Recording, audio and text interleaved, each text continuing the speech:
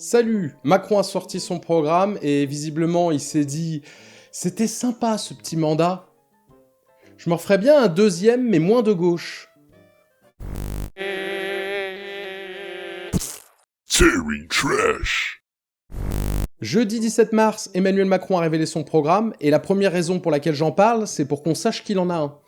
Non, parce qu'il y a 5 ans, il y en avait un aussi, mais par la suite, certains de ses électeurs étaient étonnés qu'il l'applique.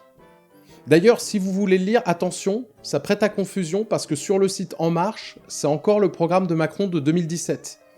Alors pour les différencier, c'est très simple. Sur la couverture de 2017, Macron est en contre-plongée, regardant l'avenir avec confiance. Et sur celui de 2022, il nous regarde droit dans les yeux, avec un air qui dit plutôt « Franchement, je vais pas vous mentir, c'est chaud. » C'est la S, frère. Il avait très peu de marge de manœuvre pour se démarquer de Jadot et Hidalgo d'un côté et de Pécresse de l'autre, alors Macron navigue dans ce qu'il connaît le mieux, le vide. Et même le flou. Il l'assume, ce n'est pas un programme au sens classique du terme, mais quelques engagements simples. Je vous rassure, ça reste clairement de droite. Il promet d'augmenter les effectifs de la police et de la gendarmerie et de baisser les impôts et les cotisations sociales, tout en proposant tout un tas de mesures financées par le fait que vous allez bosser plus. Les chômeurs, les vieux, là. Au boulot ? Un programme très bien résumé par sa volonté de renommer le Pôle emploi en France Travail. Mais je pense même qu'il devrait encore plus l'assumer, en l'écrivant France, travail à l'impératif, avec un point d'exclamation et le tout écrit en majuscule. France Travail.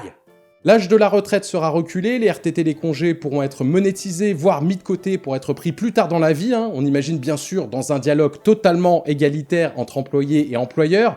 Parce qu'effectivement, quel salarié ne s'est pas dit un jour « Oh flûte, voilà le week-end qui m'interrompt dans mon travail. J'étais chaud pour bosser 5 ans sans m'arrêter, moi. Maudit soient ces congés qui cassent mon flot. » Et bien sûr, Macron promet aussi le plein emploi par la conjonction magique de plusieurs propositions.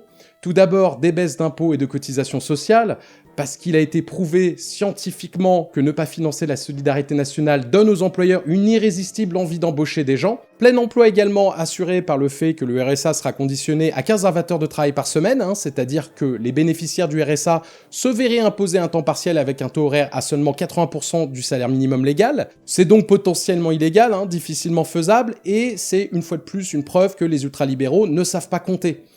Parce que tu penses bien que les employeurs vont encore moins embaucher s'ils savent que l'État peut leur fournir des semi-esclaves qui feront le travail gratuitement. Marx avait conceptualisé l'armée de réserve de travailleurs, Macron va inventer la légion pénale du RSA. Donc avis aux salariés qui penseraient que les bénéficiaires du RSA ont besoin d'un coup de pied aux fesses, par ricochet, vous risquez de le sentir aussi. Autres aspects notables de son programme économique, il insiste sur le développement du cyber et du métavers et d'une troisième révolution agricole impliquant l'investissement dans le numérique et la robotique. Tu sens que c'était la panique dans son équipe de campagne, Ils se sont dit « Waouh, Mélenchon est dans le futur, là, avec ses hologrammes, ses meetings olfactifs en réalité augmentés à 360 degrés, il faut qu'on surenchérisse !» Le métavers. Voilà, c'est clairement un programme de droite, mais le plus effrayant, c'est que c'est pas si clair que ça pour 50% des Français qui, selon un sondage Elab paru le 22 mars 2022, considèrent que ce programme n'est ni de gauche ni de droite. Eh oui, sondage paru aujourd'hui, au taquet sur l'actualité, là! Et totalement en retard sur les heures de sommeil. Beaucoup plus étonnant, d'après ce sondage, 26% des électeurs de Mélenchon au premier tour pensent que le programme de Macron permettra d'améliorer le quotidien des Français. C'est marrant comme deux opposés se côtoient dans l'électorat de Mélenchon. Tu as des gens qui te sautent à la gorge dès que tu émets la moindre réserve sur sa candidature, mais il y aurait plus d'un quart de ces électeurs qui seraient en mode deuxième mandat Macron. Oh, c'est pas si mal. David Insoumitant.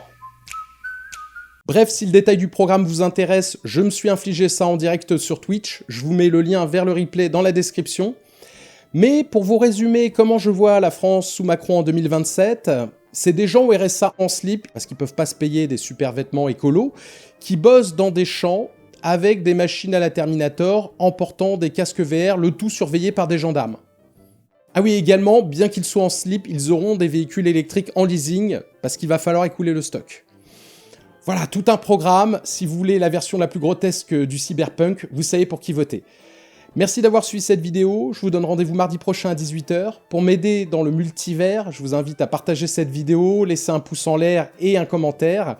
Vous pouvez vous abonner, soutenir mon travail en suivant le lien dans la description et en fin de vidéo, histoire que si je me retrouve en slip avec un casque VR, ce soit par choix et pas parce que je suis au RSA en Macronie. À mardi.